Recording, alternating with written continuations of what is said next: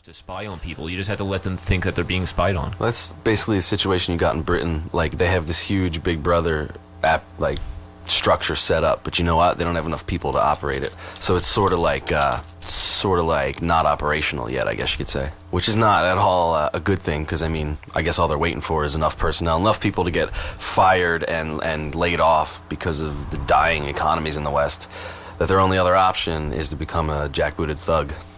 Since this footage would be city-owned, do you think you would be able to obtain copies of these pictures via the Freedom of Information Act? I would think that if they're going to charge you with a ticket, I'm sure you would have the right. If you pled not guilty, it would have to come up in court, wouldn't it? Here's what I think you should do. When you get to the court, you have to ask who is making this claim against me. Right. It would probably be the state. And you would be like, well, under state law, provide the name of the officer who started the whole thing. They're like, no, there is no officer. It was a camera. You know, it was a machine. Yeah. Well, I saw the light go off. I saw the flash go off. I guess I can't be sure exactly what car was getting photographed. But the guy was over halfway through the intersection. He was basically clear. And then as soon as the light turned red, the flash went off. And it's fucked up. That guy does not deserve a ticket. He simply didn't do anything wrong. I think it's a sham. I think it's an illusion. These cameras aren't actually taking pictures of you. It's not about actually having evidence. I mean, it's about money. You know, you get people into thinking that we have all these cameras around watching us, but we do. They're taxing us for it, and that money might not necessarily go to these cameras in the way that we think it is. It should be an affront to everybody's sensibilities, the fact that they're setting up these cameras at a time where, neighborhoods are dying. There's ghost towns in this country, and they're putting in cameras. It's really frightening. Priorities upside down. I'm working on getting some solar powered generators. You can get them for about $1,500, like one that can power a personal computer for about 2.5 hours. Doesn't sound impressive, but that's after a daily charge in this zip code. So you charge it for 1 day and you got 2 hours. For like a desktop computer, but for most things you could run it all day, maybe a couple days with just one charge. Like a guitar amp or something, that would probably be that's a lot of wattage. But anyway, I can get a couple of these, and then we got to start going into ghost towns and having concerts and recordings being done there. Like, you ever see Pink Floyd live at Pompeii? No. Sounds awesome. Spectacular video. Pompeii, where the volcano was? Yes. Neat. They play in that ancient city. It's pretty badass. It's amazing. We could do Is that like with our solar power old school generators. Pink Floyd, or Sometime in the 70s, yeah. What's going on with music these days, Britt? Where is anybody on 9/11? Where's Trent Reznor? Where's System of a Down? Where's Rage Against the Machine? I personally expected more from these people. All of these people are currently under contract with...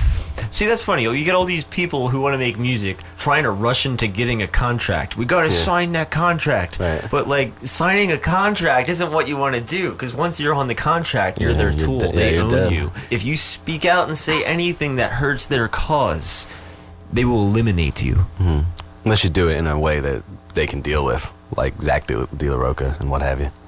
Don't get me wrong, I like a lot of what he's done, but I think he's definitely a cute little pet for them. He's not really a threat. All right, let's take another music break. What do you want to listen to? That's a good call. We're going to have to listen to something a little angrier than last time, I said. Austrian Death Machine!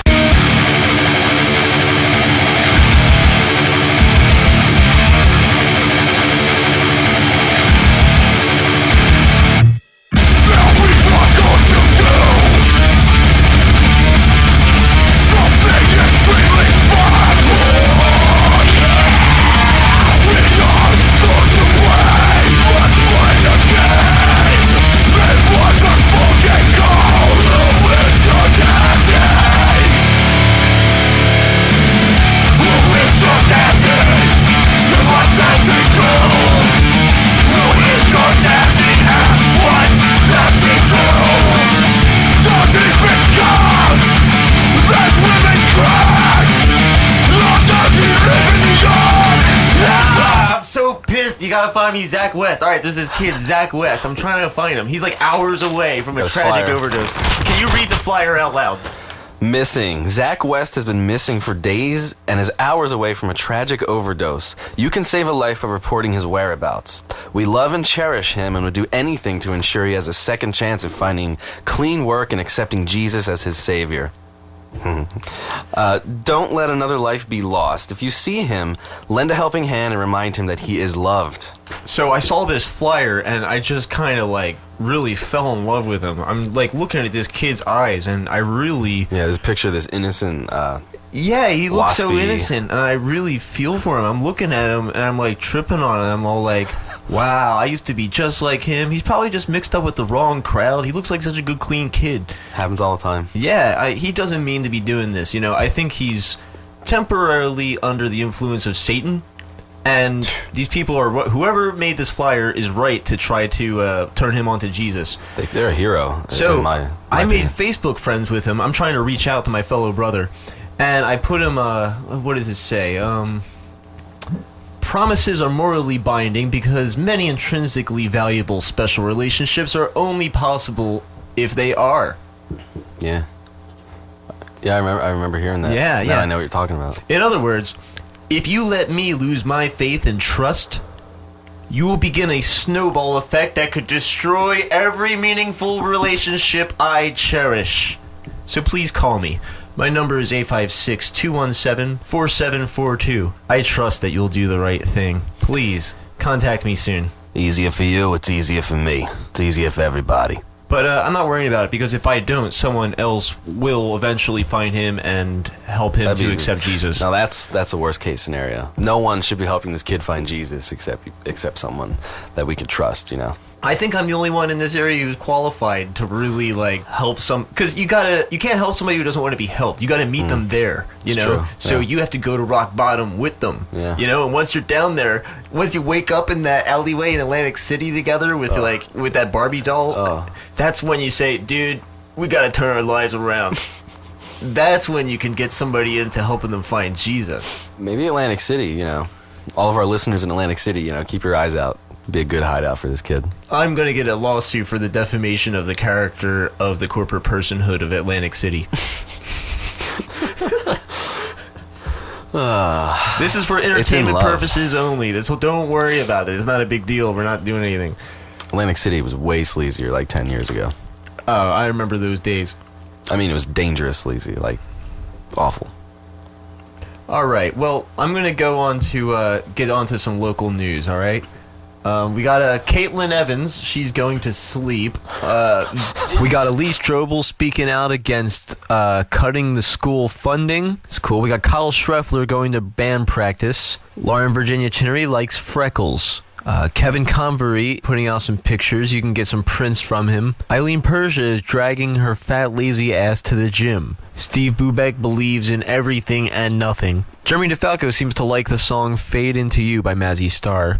We got Ryan Young talking about Google attitude, and it's horrifying. Ryan Stewart wants to know why old people smell so bad. Brandon Doran thinks the scene in Predator when they mow down 80 feet of jungle is one of the best all-time scenes. Patrick McConnell's pissed off about something. And Jill Simon is thanking everyone for her birthday wishes. Stefan Schreffler had a falafel lunch, and he seems excited about it. Evan Schaefer doesn't care about fitting in anymore, and Ryan Stewart wants to fuck her with a book bag on. Chris Kelly's looking for some really good metalcore bands, because he's tired of listening to crap, and then some decent songs, but with terrible transitions. Jesse Murakami was tagged in an album. Bridget Kelly was tagged in an album. Wow, we were tagged at a show that we had on Friday at this space between 4th and 5th on, anyway, that was a cool show. It reminded me of a guy that was on the plane to Florida. He was reading his Facebook out loud to the whole plane. It was really creepy. I figured like the air marshal would have done something, but he didn't. Anyway, continue.